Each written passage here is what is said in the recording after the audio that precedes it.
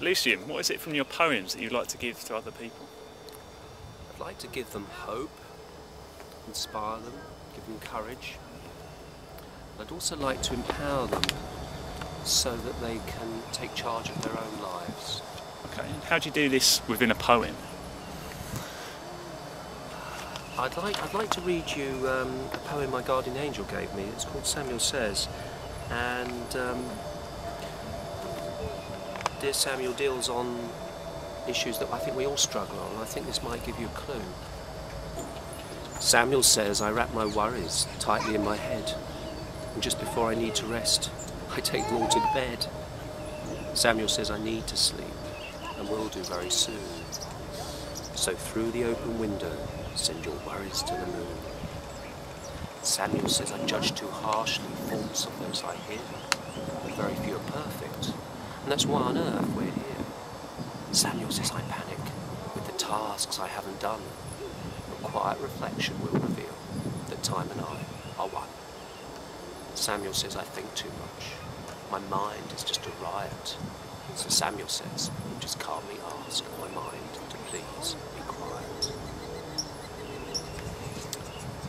You have a clear idea why we're on this planet, but not everyone shares this view. Why do you think that's the case?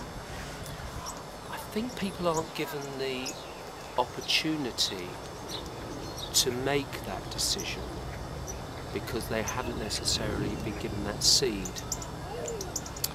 You ask the majority of most people will say they don't know, or we're here to have a good time, which of course isn't the case. But I do very strongly believe that if you do give people that opportunity, then it may very well resonate with them at some point in their lives.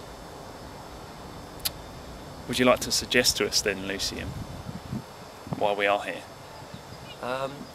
Yes, I have a poem I wrote which might help to illustrate this. It's called Grow. Grow. You may remember meeting Mrs. Moorhen and her young, but now her work is over, Mrs. Moorhen wants some fun. More hens, more work are not for me. More sleep, more food, more breaks. What's the point of life, she said, to give and not to take? The reason why we're here at all, she really didn't know. No need to lie, I thus replied. We're on this earth to grow. Of course, you may believe our souls do simply not exist. So think before you later find the point of life you've missed. A moment's silence followed as the moorhen chose her words. Please tell me how my soul can grow. I'm just a stupid bird. In saying that, my little friend, you've made a mighty leap. The rest will come with patience, and a will you can succeed. The tests in life that stunt your growth are hatred, worry, greed. But kindness, trust, and generous love will give you all you need. The moorhen was excited. Well, this news is really great. I'll never lie and rarely sigh at anyone I hate. There's something else I wish to say. You haven't got there yet. For sadly what we learn today, tomorrow we forget. So your poem suggests that what stunts our growth is hatred, worry and greed. How do you deal with, say, worry, something that we all definitely suffer from?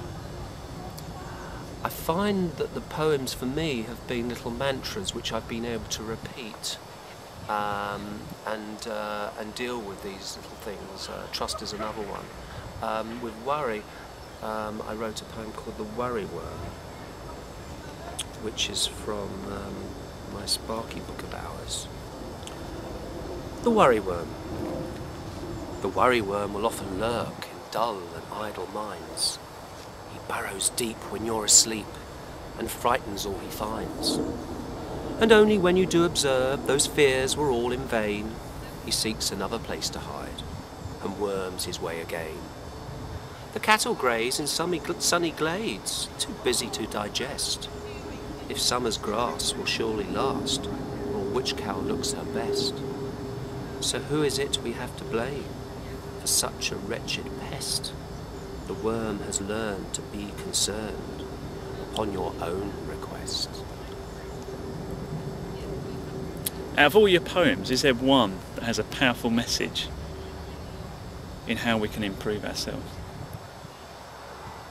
I think they all have a message which is important. Some of us need to develop trust more, some of us need to develop patience, some of us need to deal with our anger. There are lots of complex parts of us that make us what we are. I think ultimately, if there was one poem that would maybe help to deal with that very, very strongly, it would probably be An Almighty Word. I was coming to the end of the second Sparky Book of Hours, and I was asking my guides, come on, give me a good one, and they showed me a meditation I did a few years ago with a very important spiritual being, and I understood then that this poem had to be about that subject, and so I wrote An Almighty Word. This day is almost ending, and so I leave to you a word that will encourage you in everything you do.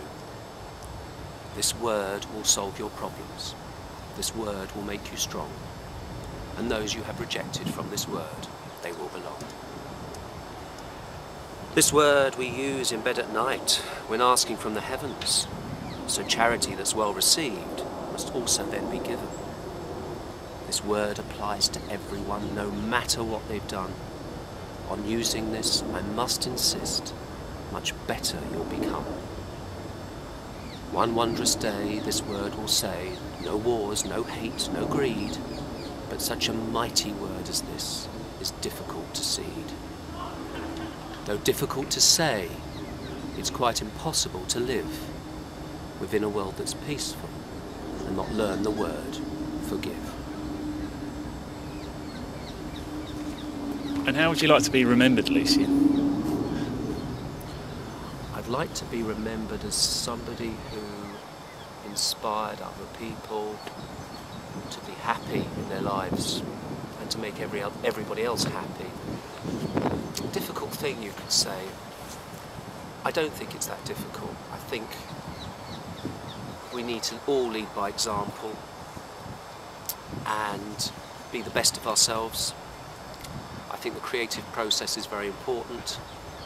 I think we are the best of ourselves when we're being creative. We're not very good at sitting around doing nothing. So I would like to be remembered as my name means light. I'd like to be remembered as perhaps a ray of light that inspired people to be creative and to be happy.